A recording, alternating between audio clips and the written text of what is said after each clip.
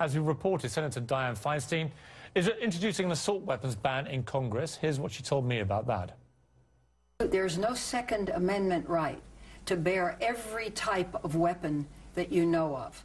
These are a certain class of weapons. They are designed to kill large numbers of people in close combat.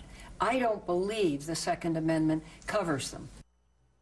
Many Americans agree, but many others do not, including my next guest, who's former Marine Joshua Boston, who wrote a scathing letter to Senator Feinstein that went viral on the internet. Welcome to you, Joshua Boston. Thank you, Piers. Just to clarify your credentials, you served in Afghanistan twice and Iraq twice between 2004 and 2011 with the Marines. You're no longer in the military. Thank you for your service, first of all. Some members of my family would have been out there fighting with you in both of Iraq and Afghanistan, and I know what you guys went through. It's very tough. Talk to me about guns and why you felt the need to write to the senator in the way that you did. Senator Feinstein's legislation is essentially stopping us from owning AR-15s. If it passes, once we register these weapons, they won't be transferable to anybody, which means once I get old, if I want to pass my rifles down to my children, I won't be able to, because it'll be registered in my name and the law says it cannot be transferred. Now, to me, that sounds exactly like my family is going to be disarmed down the road. And these weapons, I understand that bad things happen with them. Bad things happen with cars. But the Second Amendment was put there for a reason. And it was put there to prevent things that we don't want happening with our government. I mean, so that's why I wrote the letter. Right, but you use the analogy of the car, as many gun rights people do. You can't pass the car to your child without registration for the child, involving all the various forms you fill in for that and the various permissions you have to get. What's the difference? The car is not specifically mentioned in the Bill of Rights. Well, Arms are. But nor is an AR-15 assault rifle. Neither are muskets, nor is hunting or sporting, but everybody seems to bring that up. Right, but there are already, as you know, numerous gun control laws in America. It's purely a question of degree. There is. And my question for you is this. You know what these weapons can do better than most. Let me throw to a clip here. This is General Stanley McChrystal, who was one of the commanding officers for the American military in Afghanistan. He was on MSNBC's Morning Joe this morning. He said this. I spent a career carrying typically either an M16 and then later an M4 carbine. And an M4 carbine fires a .223 caliber round, which is 5.56 millimeter, at about 3,000 feet per second. When it hits a human body, the effects are devastating. It's designed to do that. And that's what our soldiers ought to carry. I personally don't think there's any need for that kind of weaponry on the streets, and particularly around the schools in America. Powerful words there from a very high-ranking, recently departed general. I suppose my obvious question for you, Joshua, is this.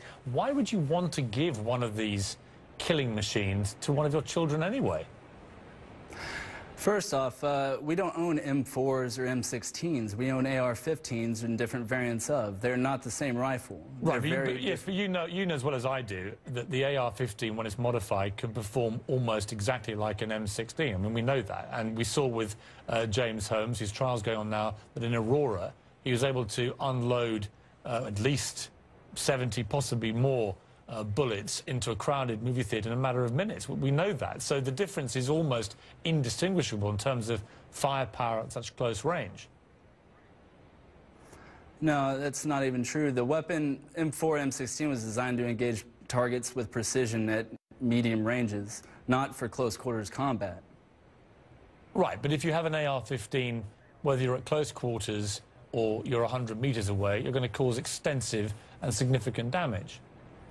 It's possible, true, but that damage is guaranteed to happen when people aren't allowed to carry a concealed weapon in a movie theater, or teachers aren't allowed to carry one in their schools to protect the children that we love. So your answer is that everybody in the movie theater would be armed with an AR-15?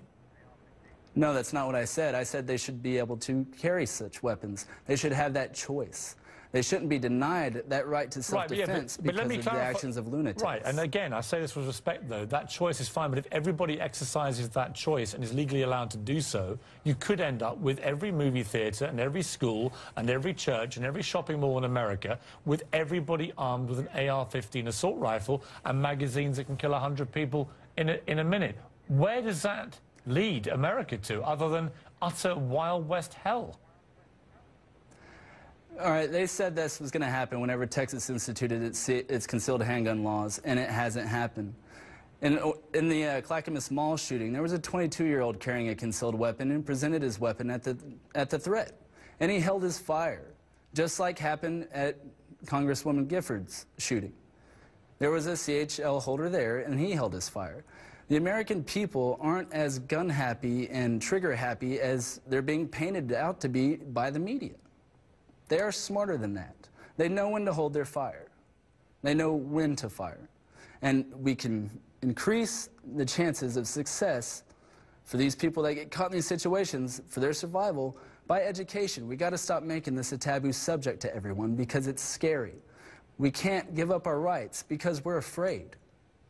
Right, I suppose the only thing I would say to that is that I believe the rights of a 6- or 7-year-old child to go to school without the fear of being murdered, to me, exceed and come higher than any rights to own an AR-15 assault rifle. That's my point. Well, Piers, I don't disagree with you. I don't think children should have to be going to school worried about being murdered. But we have to accept reality.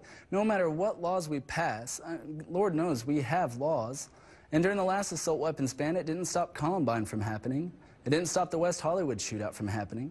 These things happen. There are criminals in our world that we have to contend with. And disarming people and taking the AR-15s out of their homes isn't going to help. There was a lady in Georgia who shot a man 6 times. He laid down, cried, got up, and left. Now imagine if there were multiple attackers. She only had 6 bullets in her pistol. If there were more than one attacker, she could not be alive today. Well, again, I would say that I can totally understand and respect an American's wish to defend themselves in their home against intruders. I get that. I don't see why you can't do it with a handgun or a pistol. And the idea that you need AR-15s, you and I will have to disagree on that, because I can't give anything I would rather less give one of my children, got to say.